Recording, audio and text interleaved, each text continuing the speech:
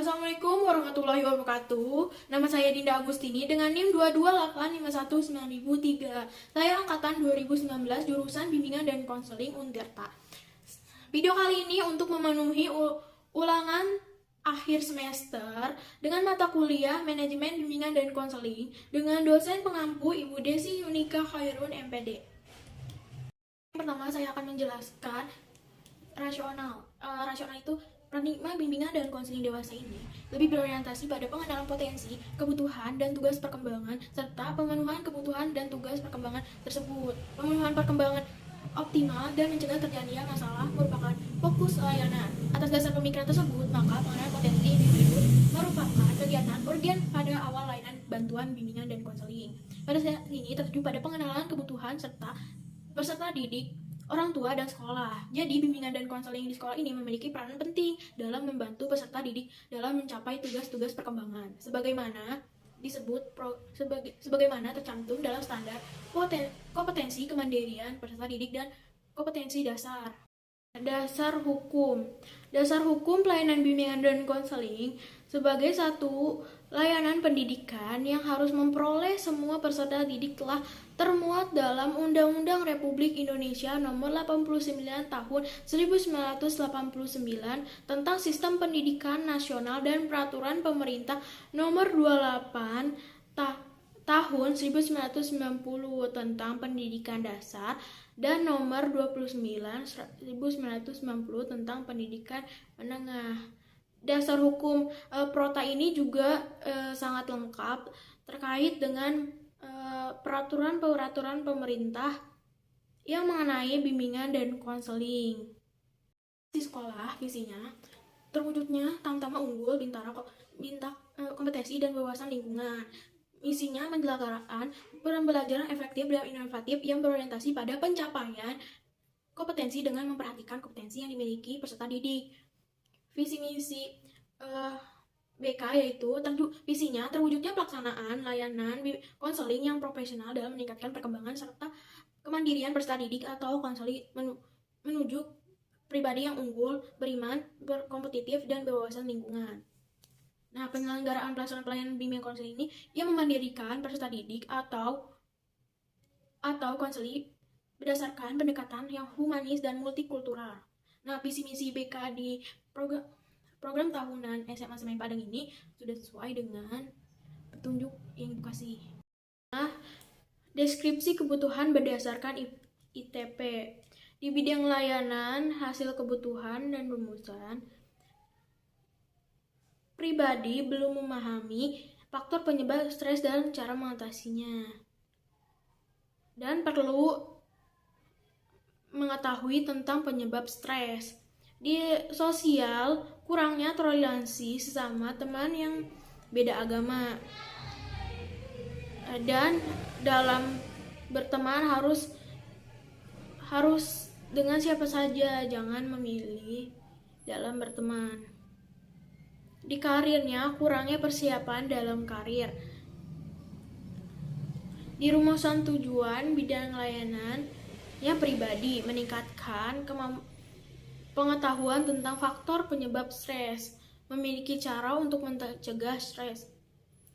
Di sosial, berteman dengan siapa saja tanpa mengenal adanya perbedaan antara agama. Di karir, menyiapkan karir dengan matang. Nah, yang selanjutnya bidang layanan. Yang pertama, bidang layanan pribadi adalah suatu proses pemberian bantuan dari guru, bimbingan, dan konseling atau konselor kepada peserta didik. Konseling memahami, menerima, mengarahkan, mengambil keputusan, dan merealisasikan keputusan secara bertanggung jawab tentang aspek perkembangan pribadinya sehingga dapat mencapai perkembangan pribadinya secara optimal dan mencapai suatu kebahagiaan. Yang kedua, bidang sosial adalah suatu proses pemberian bantuan dari konselor kepada peserta didik atau konseling untuk memahami lingkungan yang dapat melakukan interaksi sosial yang positif, terampil berinteraksi sosial, mampu mengatasi masalah-masalah sosialnya yang dialami, mampu menyesuaikan diri di dalam lingkungan sosialnya. Yang ketiga, bidang belajar. Proses pemberian bantuan guru bimbingan konseling atau konselor kepada peserta didik atau konseling dalam mengenali potensi diri untuk belajar, memiliki sikap dan keterampilan belajar, terampil merencanakan pendidikan, memiliki kesiapan menghadapi ujian, memiliki kebiasaan belajar yang teratur, dan mencapai hasil belajar yang optimal. Yang keempat, Bidang karir, proses pemberian bantuan proses bantuan guru BK untuk ansor kepada peserta didik ini mengalami pertumbuhan, perkembangan, eksplorasi aspirasi, pengambilan keputusan karir sepanjang rentang hidupnya secara rasional dan realistis berdasarkan informasi potensi diri dan kesempatan yang tersedia di lingkungan hidupnya. Selanjutnya ada komponen program. Yang pertama ada layanan dasar. Layanan dasar ini proses pemberian bantuan semua peserta didik yang berkaitan dengan pembelajaran, keterampilan, pengetahuan, dan sikap dalam bidang pribadi, sosial, belajar, dan karir. Diperlukan dalam pelaksanaan tugas-tugas perkembangan mereka. Yang kedua, layanan peminatan perencanaan individual peserta didik. Layanan peminatan dan perencanaan individual merupakan proses pemberian bantuan kepada semua peserta didik dalam membuat pengimplementasian belajar serta sosial dan karirnya. Layanan responsif.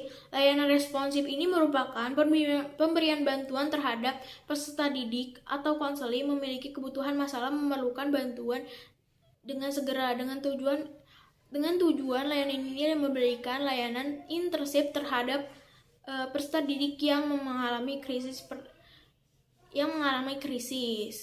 Yang kedua, melayani pencegahan bagi peserta didik. Nah, yang terakhir ini dukungan sistem. Dukungan sistem merupakan suatu aktivitas yang dimaksud untuk mendukung, meningkatkan pada layanan bimbingan dan konseling di sekolah. Di action plan ini atau rencana kegiatan bimbingan dan konseling ini, bimbingan pribadi, sosial, karir, banyak strategi seperti